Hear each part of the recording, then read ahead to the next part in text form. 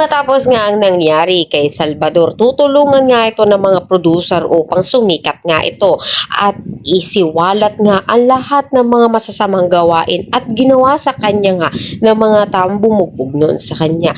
Kaya dahil dito, mahirap naman nga para sa mga kapulisan ito dahil maiipit nga sila dahil mababalita nga ang ginawa kay Salvador na kung saan hindi nga nagtagumpay ito nga sila Django. Kaya naman magtutungo nga mga kapulisan dito upang singilin nga ito ng sina Django. Ngunit hindi rin nga matutuloy ang pagpapatahimik ng mga kapulisan dito dahil madadali rin nga sila kapag nga pinatahimik nga nila sila Pakito.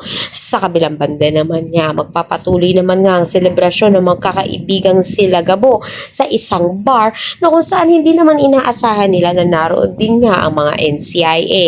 Makikita nga nito ni Gabo ito nga si Samantha na malungkot na umiiyak. Ngunit nang makita niya nga itong ngang si Sebastian ay nanggagalaiti nga siya sa galit at nakaramdam nga siya ng pagkaselos. Kaya ngayon nga ay ang mga kaibigan niya ay patuloy naman nagkakausap dito na kung saan nag-CR ang mga ito. Hindi na inaasahan narito ang mga lalaking NCIA noon saan nagsimula ang mga kaibigan ni Gabo. Kaya naman pinatulan sila nito. Pinigilan sila ng isang kagrupo nila upang hindi na nga lumala at hindi magsumbong ang mga ito. At baka lumala pa ang kaso nga nila.